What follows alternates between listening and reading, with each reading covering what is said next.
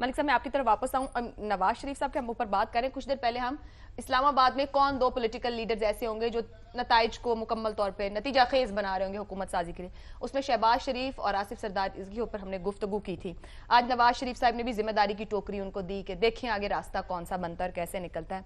Independence एक ऐसी चीज बन गए हैं, आपके ख्याल में जितने बड़े नंबर के साथ मौजूद है पीटीआई बैक्ड, क्या उनका इधर उधर होना आसान होगा जिस तरह का वोट बैंक लेकर आ रहे हैं, या वो एक इतना स्ट्रांग ग्रुप होगा कि उसको हिलाना भी अब आसान नहीं रहेगा? PTI is a reality.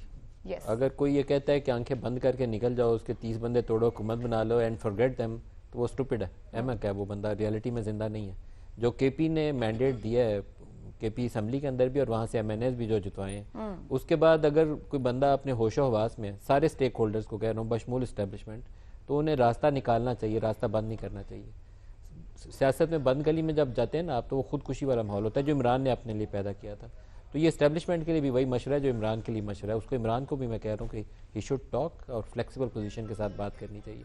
वो साल 6 महीने नवाज शरीफ भी जेल काट के लंदन चला गया था, अब इमरान को शायद लंदन ना जाना पड़े, उसकी पार्टी इलेक्शन जीत चुकी है। लेकिन अगर वो रास्ता खोल लेगा तो उसकी सजाएं ऐसी नहीं है जो हाई कोर्ट और सुप्रीम कोर्ट में जाके तो सर्वाइव करें, सस्टेन नहीं कर सकती, वो उड़ जाएंगी।